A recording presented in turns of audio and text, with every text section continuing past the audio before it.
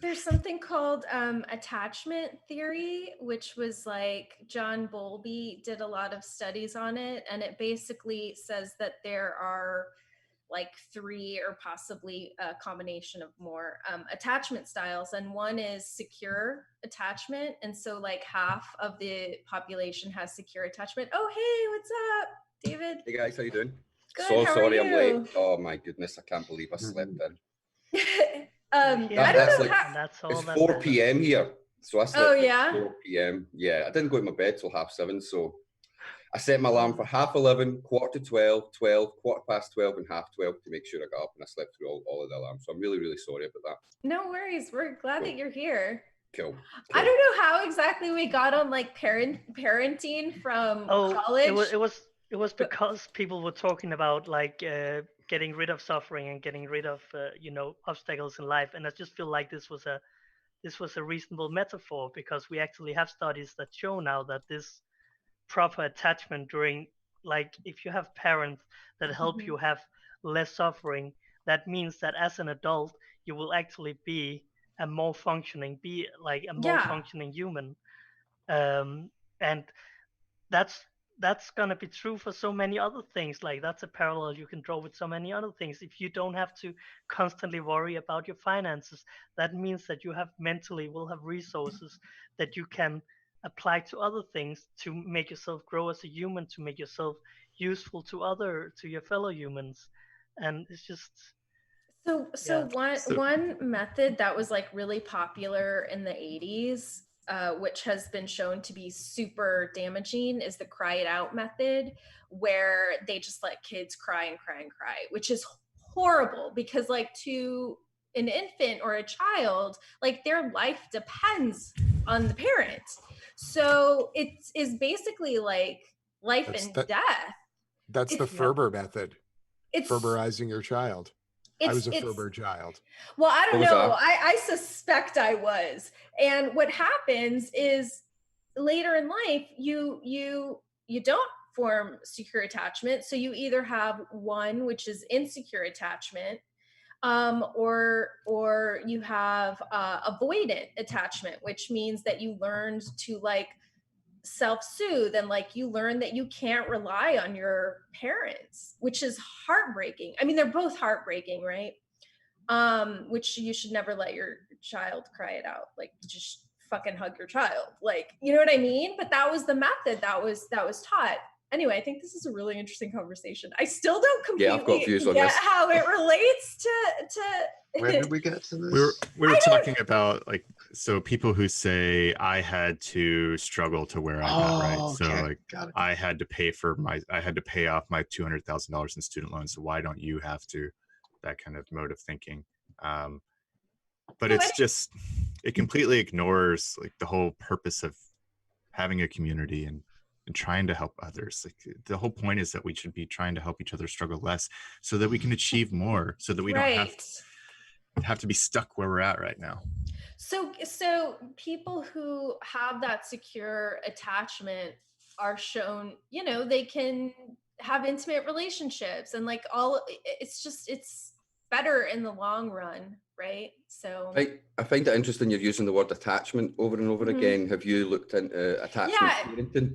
Attachment theory. So it's not like an unhealthy attachment. It's not like an unhealthy dependency. No, of course not. No. But it basically is that we're all connected. We're all, and like what we do affects other people and vice versa. And that like we are not, individuals that don't need other people, that we actually are attached in real ways to other people. And like, we should care about how what we say and what we do affects other people in our life.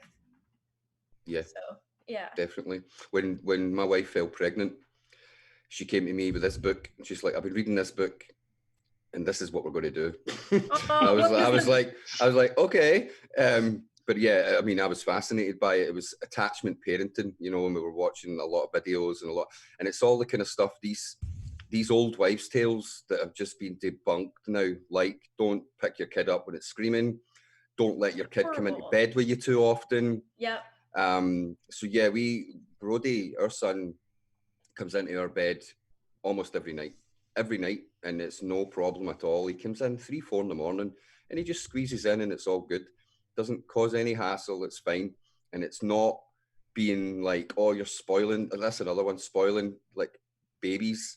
No, when baby cries, baby needs picked up. I mean, I was watching Gabor Mate talk about this, and he was talking about how children at that age, they feel abandoned. No, they feel like they are going to die because their life literally depends on the parent. And they shut down, like there's a mechanism that causes them to shut down, and that's why they fall asleep. It's not like, you know, all right, I'm not getting picked up, I better just go to sleep. As if babies just 2 months old are even able to have these kind of thoughts. It's crazy. So then it's laziness. It's laziness. It's like, I don't want to go and have to deal with this. Just he'll go to sleep himself. I'll just leave him. You know, I think it is anyway. I think it can be laziness. It actually like also affects your brain. Mm-hmm. So there, you know, there's a part of your brain that's like the hippocampus or one of those like parts of your brain that gets activated. So later in life, if let's say you're in a relationship and something happens where your brain, that part of your brain is activated, sometimes people go back to that like life or death fear and act out in ways like that's why we have, you know, abandonment. People say like, oh, I have abandonment issues. That like stems from that part of your brain. And then people who have like avoidant issues. I don't know. It's just, it really does affect you later in life. And I'm so glad that these people have done this research and brought out this theory, or it's not even a theory, just brought out these books and this information, because it's extremely helpful, I think. And I think a lot of parents around the world aren't doing a great job of bringing up their kids. They need to get them in front of the record player. We all know this. Hear words. Oh, but I also feel like something like the Ferber method, like the let your kid cry themselves to sleep method, there was a new book that was published last year or the year before in Denmark, and there was an outcry of like teachers and child psychologists and like basically any medical professional who deal with children who was saying like, you cannot be promoting this method. This method is wrong and it's harmful. Which method are you talking about? Leaving them be or picking them up? Which method? if they're lying in bed and they're like screaming and crying, and you just sit in the other room and you just ignore them. Yes, of course, right. And all of these people that deal with children, they were saying like, this is a horrible method. This book should not be published. Like, this should not be promoted as a viable method, because it's gonna leave any kids that get raised like this, they're gonna have scars for the rest of their lives. And the publishing company was just like, free speech. Wow. It's just no sense of be like of be listening to all these professionals that actually have this as their field, and it's just some random person who wrote the book, and it's just like Paul Bloom covers some of this in his book Just Babies, and talking about kind of human development, and that we're we're social creatures, right? And you can actually severely stunt someone's social development by ignoring them like that when they're kids. Like, they adapt accordingly, and so if they are in a situation where they're not getting that attention, it's framing what they are going to have for the rest of their lives. And so, you end up with these antisocial people as a result. I love this conversation, I have to say. Sorry, one of the statistics that blows my mind, and I've no idea how they know this, but if newborns aren't touched somehow, if that could possibly happen, if a newborn's just taken from its mother, put somewhere and not touched, they will die. Yeah. They will die. Yeah. They'll shut down and they will die. How they know that, I don't know how they work. Obviously it must have happened at some point, and they probably tried it. Oh God. Sure they did. But anyway, I don't know how they know this, but apparently, and I don't know the time frame, if it's like a couple of days or if it's like 12 hours or something like that. But if as soon as the baby's been born, if they're not touched and stroked, it's so important for their development. It actually stimulates their brain, gets it kick-started, gets it going. They can die, just shut down and die. Organ failure. It's crazy. the love chemicals that happen to a baby when a baby is held. I forgot. The love chemicals. I love yeah, that. it's like oxytocin or something Yeah, like I know that. what you meant. Actually helps them learn things faster. So like it's good for their development too. Which is another reason why it's so fucking horrible that the U.S. Hospitals charge for parents to hold their baby after birth. It's like, this is such a fundamental, like, $40 or something. Yeah. Development thing for them to do is being held by their parents and have skin on skin contact with them. Oh yeah, they charge you for every little thing here. Hold on. David looks boggled. Yeah, David looks boggled.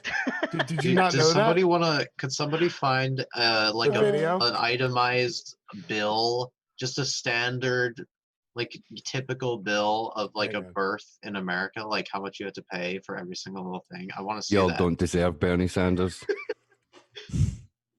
Wait, propaganda. Brad says I was a cost of birth is residential. like ridiculous. Oh, it's ridiculous. Oh well, you remember that video that was going around a month or two ago? Remember, they were going around the UK, asking people, so what do you think? How much do you think it is? And they were just like, what?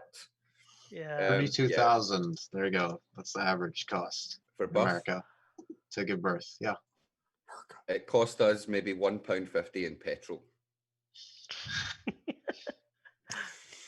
Okay, so propaganda says I was a residential supervisor of a group home in my 20s. One of the trainings that changed during the I don't know zeros 2000s. I didn't. Okay, during the 00s was the change from separating from the group and limiting physical contact when a kid was freaking out to a series of hugs and holds to de-escalate the kid.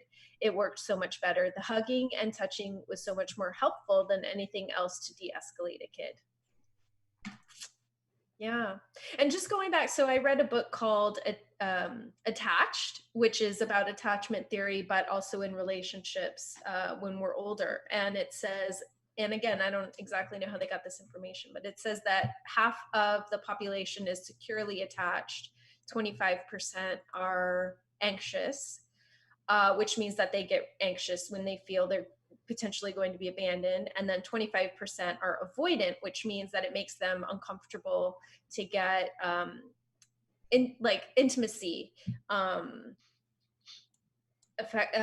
makes them uncomfortable, which is really interesting. Yeah. Yeah, I'm still stunned that you have to pay $40 to hold your child after they're born. I can't believe that. I can't believe That's that. a discount. David's gonna sit there and stare into the void for the next 10 hours, just like. I mean, that is just ridiculous. I mean, did the people, when they made that up, did they not think, maybe we're going a bit far here? Maybe this is a bit far. No, fuck it, do it. $20, no, $40. It's just a slow escalation. That's just. No, the numbers are just totally made up by the insurance companies too. Yeah. Like that's how they figure it out. I mean, so Medicare for all now. I'm gonna send the link NASA sent me, which is like, but it's a good book, and it's written by Levine, who's like a doctor. He's a psychologist, and I actually met a woman who was going to him in New York. So anyway, that's the book. See, the thing that gets me is, when I was growing up, there was a lot of these kind of axioms where like parents say stuff like children should be seen and not heard. You know? Oh my God. But and that was another thing that was part of the attachment stuff that we looked at. Is like, don't do that shit either. Kids are curious, kids want to know shit, and yeah, it can be boring and it can be frustrating, them asking the same thing over, and they're not maybe speaking properly, and you can't be bothered with it. Deal with it. Don't be just like, hey, shh, shh, shh. Kids should be seen and not heard. You should just sit there quietly, like a good little boy. It seems like a lot of parents made up a lot of this shit, and like back in the day, it was more convenient for them rather than convenient for their child. Yeah, I'm wondering if also some of this is generational, right? Because it seems that my grandparents raised maybe my parents a certain way, right? Like the kids should be seen and not heard, or like cry it out, or like don't cry. I don't know. I feel like parenting has shifted generationally. Hopefully it's getting better, hopefully. Yeah. Well, I think because people want better than what they had. So yeah.